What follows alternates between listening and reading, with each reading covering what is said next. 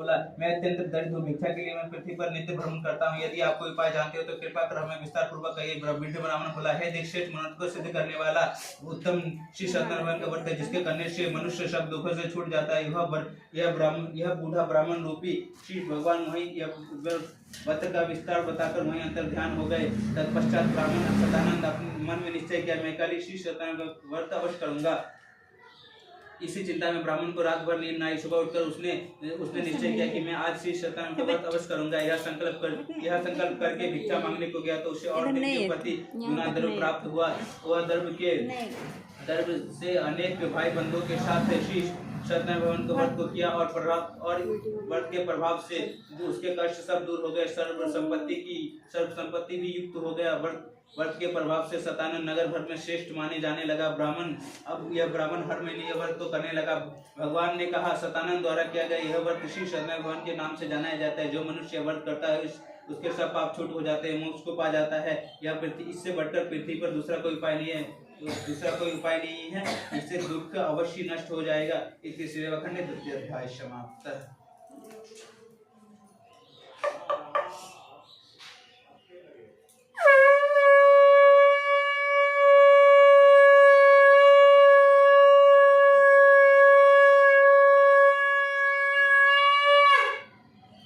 भगवान की जय, हनुमान जी की जय, भगवान की जय, समस्त देवी देवता की जय।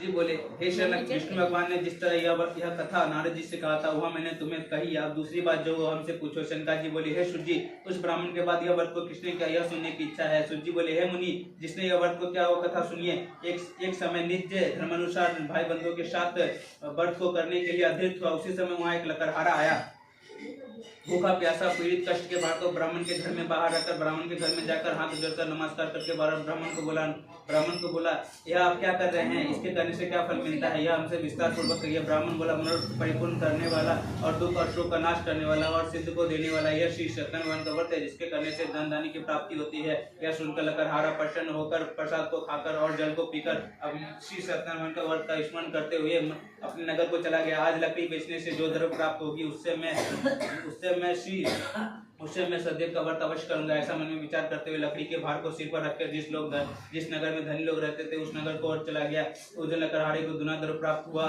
वह अत्यंत सुंदर केले का फल, घी, दूध, गेहूं का चूर्ण और सवैये के हिसाब से लेकर अपने भाई बंधुओं को बुलाकर श्री विधि पूर्वक श्री सत्यनारायण का व्रत को किया और व्रत के प्रभाव से वह धन पुत्र से युक्त होकर नगर भर में श्रेष्ठ माने जाने लगा। इस लोक में सुख पाकर अंत में सतलोक को चला गया। हे मुनिगण, मैं और कथा कहूंगा, इसे ध्यान पूर्वक सुनिए। समाप्त।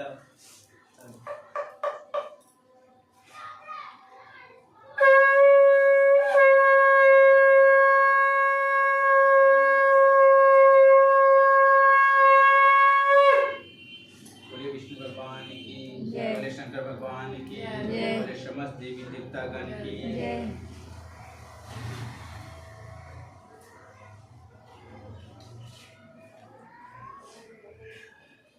सूर्य ने कहा, राजाओं में श्रेष्ठ अलकामुख एक जितेंद्र राजा था। वह सदैव मंदिर जाया करता था। और ब्राह्मण को नित्य धन देकर संतुष्ट किया करता था। उसकी कमल में एक स्मित मुख वाली प्रभावती पत्नी थी। वो अपनी पत्नी के साथ बरदेसरा नदी के तट पर सदैव का व्रत को क्या करता था। उसी समय वहाँ एक बनिया आया। वाणिज्य के लिए बहुत से इष्ट मित्र से परिपूर्ण नाव को नदी के तीर लगाकर वह तट पर उतर गया और राजा के व्रत करते हुए जाकर देखा को नमस्कार करके हाथ जोड़कर पूछने लगा। साधु बोला, हे महाराज, आप यह क्या कर रहे हैं, इससे हमें भक्ति पूर्वक कहिए, क्योंकि मुझे भी सुनने की इच्छा है। ब्राह्मण बोला, हे साधु, यह अति तेजस्वी श्री विष्णु भगवान का पूजन है, जिससे भाई बंधुओं के साथ मिलकर पुत्रादि प्राप्ति के लिए किया जाता है। अब तब बनिया ने नमस्कार करके हाथ जोड़कर बोला, हे महाराज, आप यह व्रत तो हमसे कहिए, कारण मेरे भी घर में कोई संतान नहीं है। यह व्रत करने से अवश्य होगी। यह व्रत का विधि को जानकर वो अपने घर में जाकर अपनी स्त्री को श्री सत्यनारायण व्रत को कहा और संकल्प किया कि जब मेरे घर में संतान होगी तब मैं श्री सत्यदेव का व्रत अवश्य करूंगा। तो थोड़े ही समय में उसकी पत्नी लीलावती अंतर्चित्र से गर्भवती हो गई। उसने 10वें मास में एक निर्मल कन्या को उत्पन्न किया। जैसे शुक्ल पक्ष में चंद्रमा की ज्योति बढ़ती है, उसी तरह प्रतिदिन कन्या की वृद्धि हुई।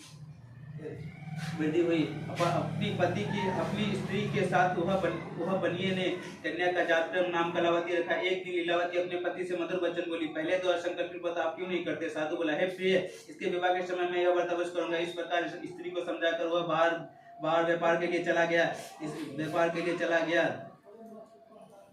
उसके विवाह के समय भी वह अभ्यागवश व्रत को करना भूल गया।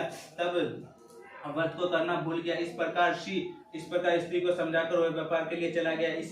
इधर कलावती पिता के घर में नित्य बढ़ने लगी। एक दिन धर्मस्थ साधु बनिया ने सखियों के साथ खेलती हुई योग्य कन्या के विवाह के योग्य देखा तो दूतों को बुलाकर निमित्त कन्या के लिए योग्य वर लाने को खोज लिया का आज्ञा दिया और साधु की आज्ञा पाकर दूत कंचन नगर में चले गए। इस नगर में एक वणिक पुत्र को लेकर साधु के पास आए और सुंदर गुणयुक्त लड़के को देखा और जाति भाइयों के साथ प्रसन्न होकर विधान पूर्वक कन्या का विवाह वाणिक पुत्र के साथ करवा दिया। अभ्यागवश विवाह के समय भी वह सदैव के व्रत को करना भूल गया। तब सदैव भगवान क्रोधित हो गए और कुछ ही दिन में नित्य कर्म के से अति चतुर साहूकार व्यापार के लिए अपने दामाद को लेकर समुद्र के निकट रत्नसार नगर में जाकर व्यापार करने लगे। उसी समय सदैव की स्वामी ने राजा को प्रतिज्ञा से भ्रष्ट देखकर उसके श्राप दिया कि तेरे ऊपर बड़ा ही भारी दुख पड़ेगा। चोरों ने उनका भी धन चुरा लिया। अपने पीछे देखते हुए जो राजा के दूत को भागते हुए देखा तो चोरों ने बनिए के निकट राजा के धन को छुपाकर भाग गए। राजा के दूतों ने जब निकट आकर साधु के निकट राजा के धन को देखा तो उन दोनों को बांधकर आदरयुक्त वचन से बोला, हे महाराज, जो बंदियों को लाए हैं अब आपकी क्या आज्ञा है? उनको देखकर राजा ने आज्ञा दे दिया। राजा ने न तो साधु का विचार लिया और न उन्होंने देखकर कुछ आज्ञा दिया। तब बंदियों ने उन्हें बंदी खाने में बंद कर दिया। इसलिए चतुर्थाध्याय समाप्त।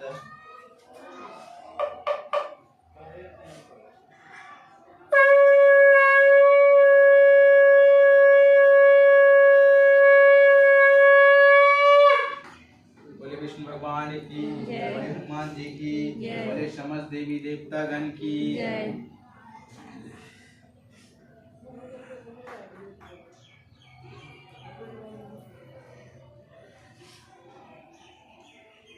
सुजी ने बोला, सजीव की माया से चंद्रकेतु राजा ने उन दोनों बनिए के वचन को ना सुनकर उनका सब धन ले लिया।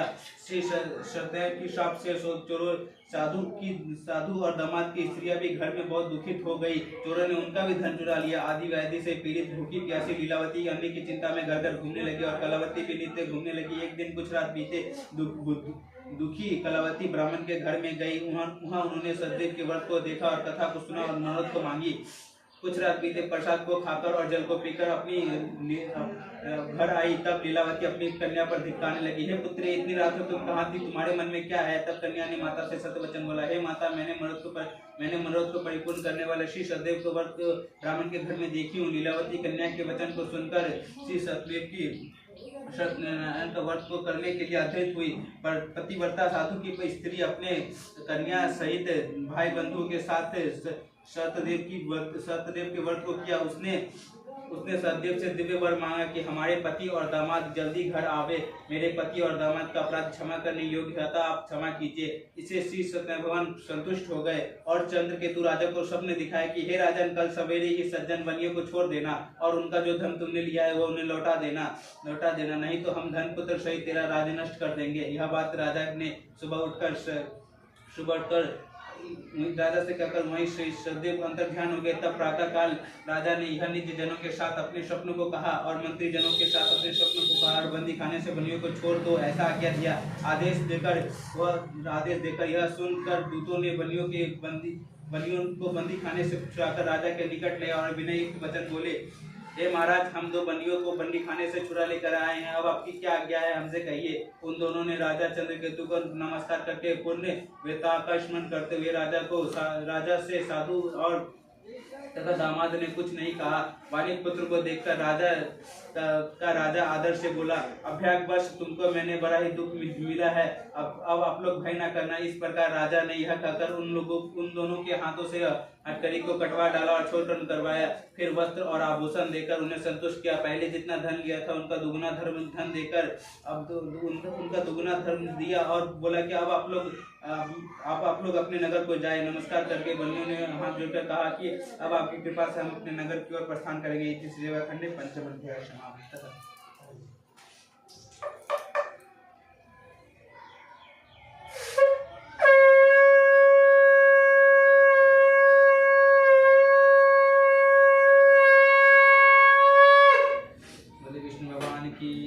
शंकर भगवान की बोले समस्त देवता की।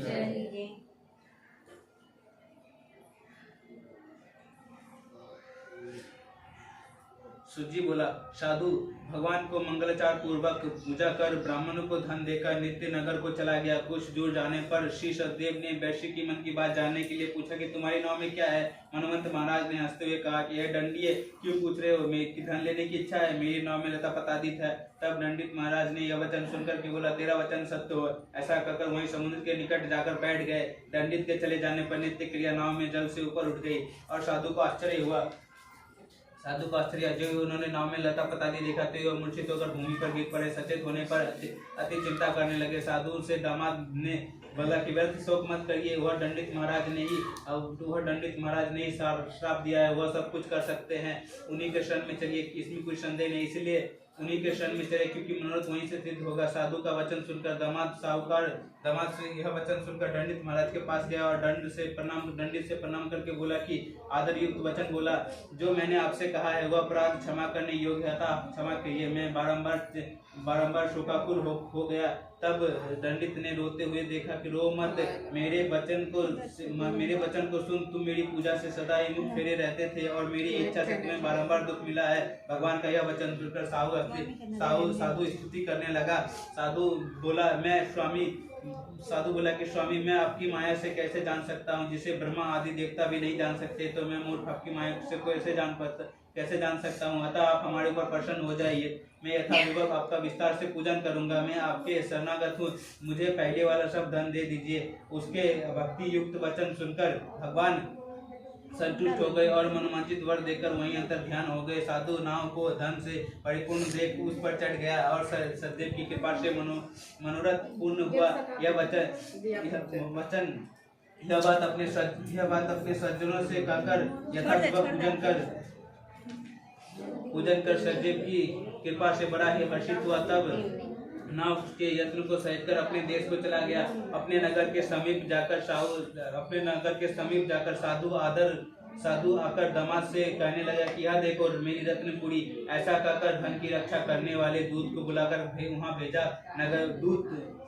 वह दूत नगर में जाकर साधु की धनपत्नी को देख सतदेव की महात्मा को कौन जान सकता है, यह कहकर अपने जनों को साथ विलाप करती हुई कन्या को गोद में लेकर रोने लगी। कन्या भी स्वामी को न देखने से अति दुखित हो पति की पादुका लेकर सती होने की इच्छा करने लगी। कन्या का यह चरित्र देखकर धर्म साधु बनिया स्त्री के साथ अत्यंत शोक से युक्त होकर विचार करने लगा कि सतदेव की माया से मैं बारंबार चला गया हूँ, अतः मैं श्री सतदेव का पूजन अवश्य करूंगा। श्री रेवाखंडे षष्ठम अध्याय समाप्त।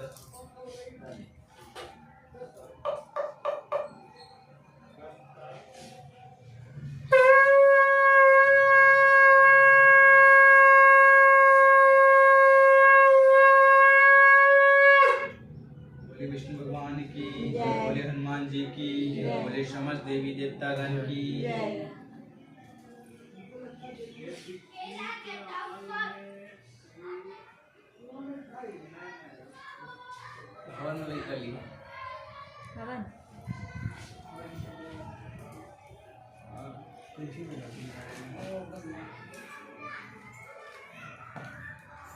सुजी बोला,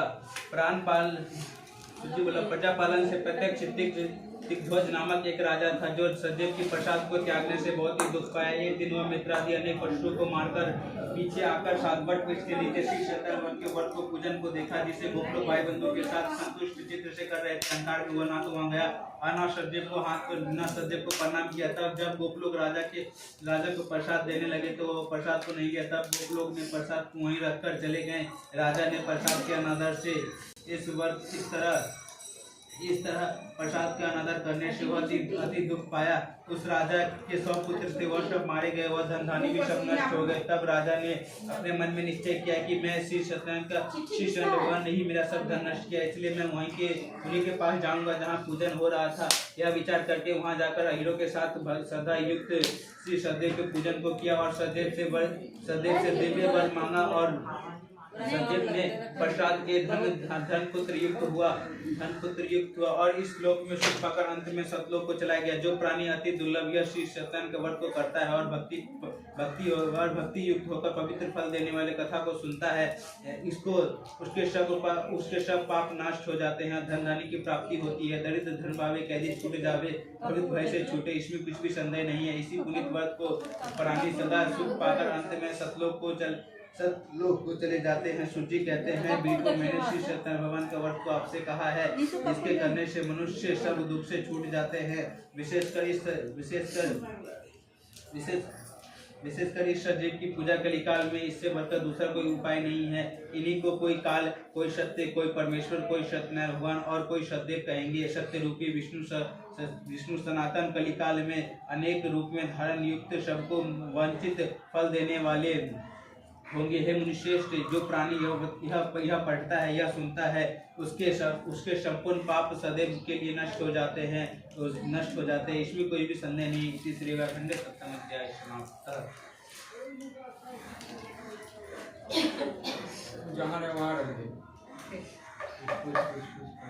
तो यहाँ बैठबा ना, कोना में बैठ, आदमी सबके दिक्कत ना हो। बोले समझ देवी देवता गण की।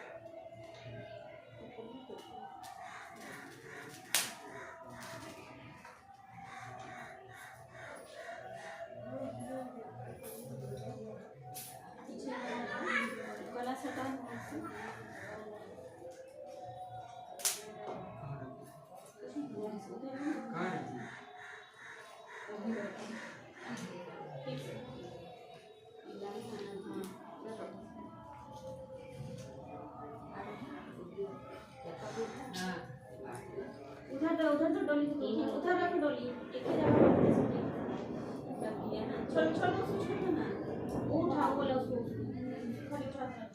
हाँ हो गया, छोड़ो रहने। ये अगरबत्ती वाला स्टैंड हटाया, उधर रखो। अभी करेगा ना, हवा लगेगा।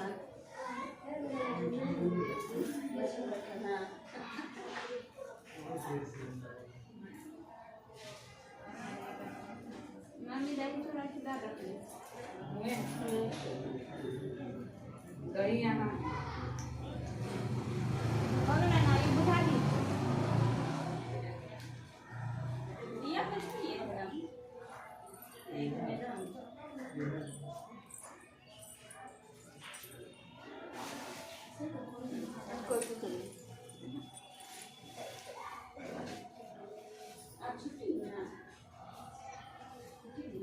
ये शादी में गए यादों का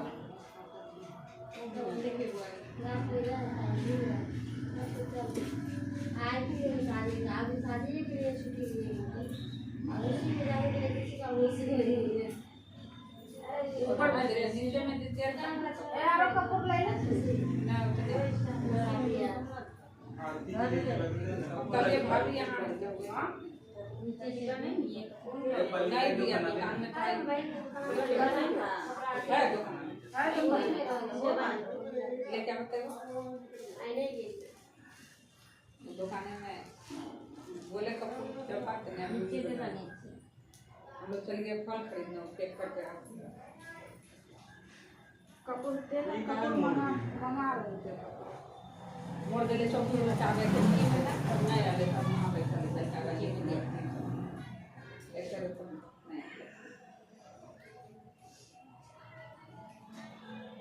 काम कैसे बढ़ेगी ये बढ़ेगी सब कुछ तो ठीक है, ऐसे पैसे पड़ गए तो हो गए। घी मिला के ले छे में हाँ मिला ले अबे मिले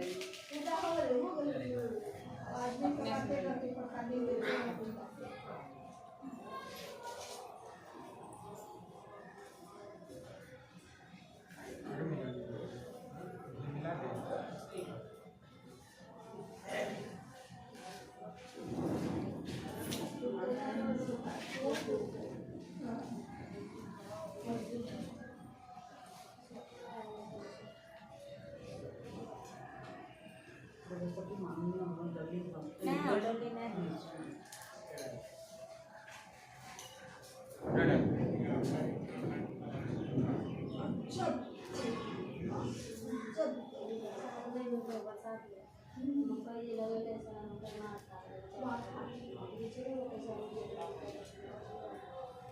वो डिस्पोजल लाता पड़ता है छोटे में डिस्पोजल खाली लाते इतनी को में दल के मिलाए में जो कोई है ये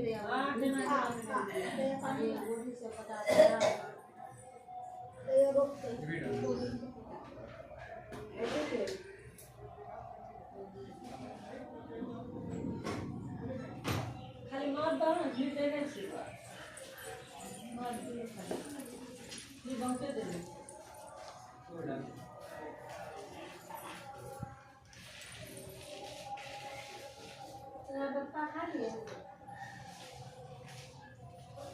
पापा तभी तक बॉम्ब फोड़ दे लगे हां इतने देर भूखल रहते तभी तक बॉम्ब फोड़ दे जाति कहले ना ना नवरात्रि नवरात्रि का कल से लास्ट दिन तक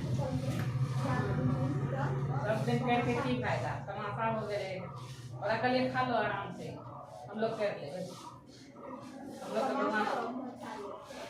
हम लोग का भगवान शक्ति दे ले हम सब ये ना फल दे बोलिए सारे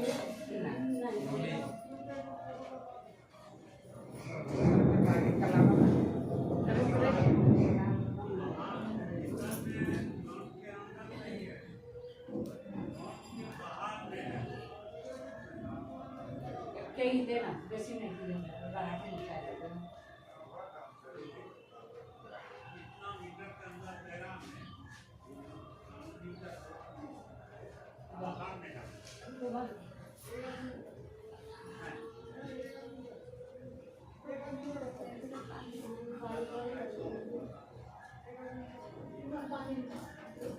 ऐसे दिन भर हो रहा है ऐसे दिन भर लगले हाँ ऐसे दिन भर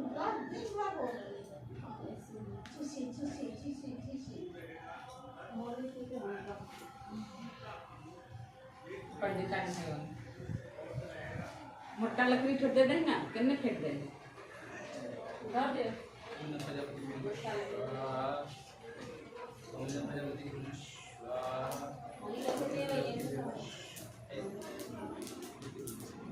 दिन में नहीं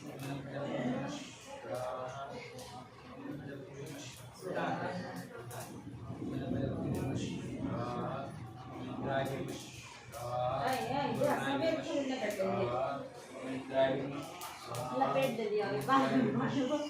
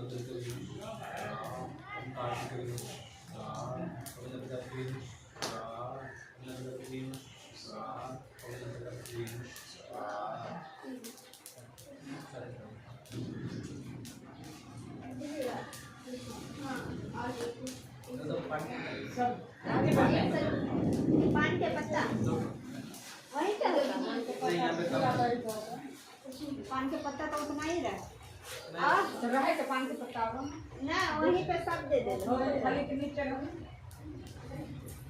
जो रहता है लगा हम लोग रखिए ना ये तो देखना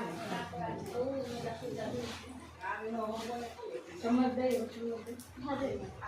आना यहाँ दे दे दे आ जा छोड़ा बात करना को लेके आना आजा छोड़ा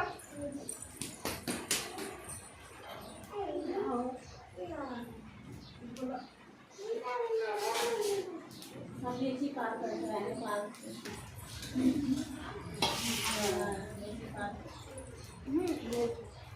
उधर रखी है साथा दही भी लेना था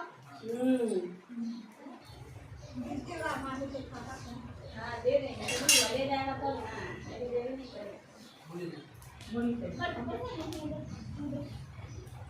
चलो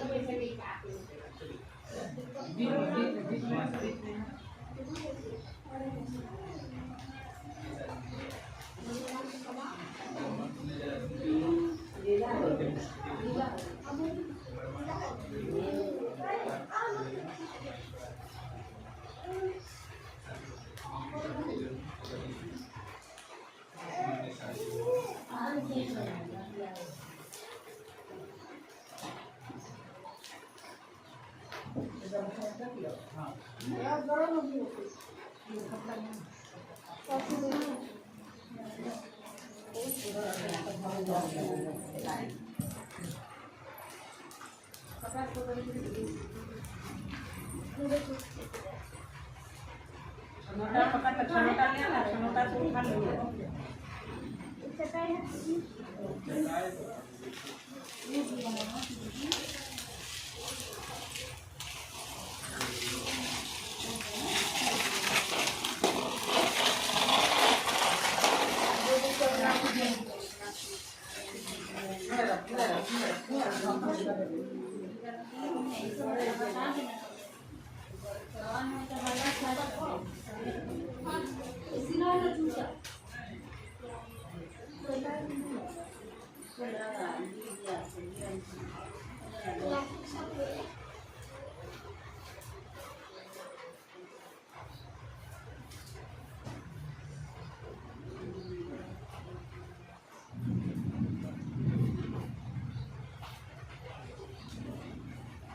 अरे हाथ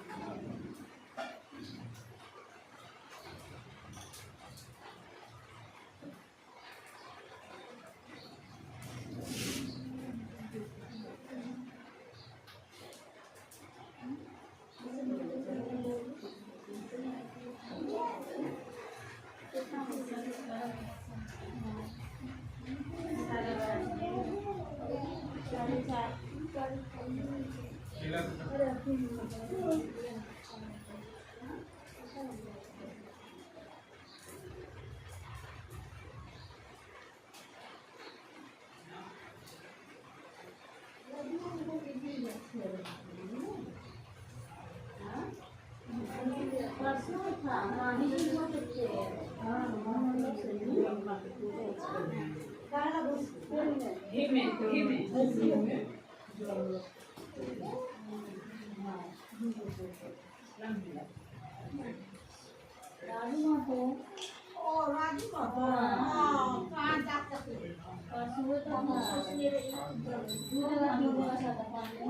बेल से ज्यादा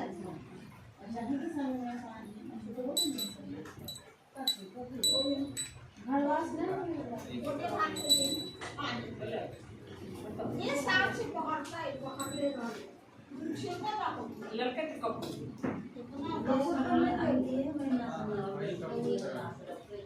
नहीं डबल लड़का हाँ वही है तबला में ना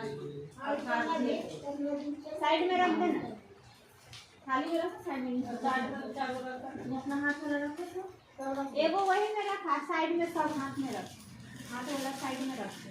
हाँ लगता है एगो एगो करके डाल दे। फिर छेड़छाड़ करता है नहीं डाला बात पे डाल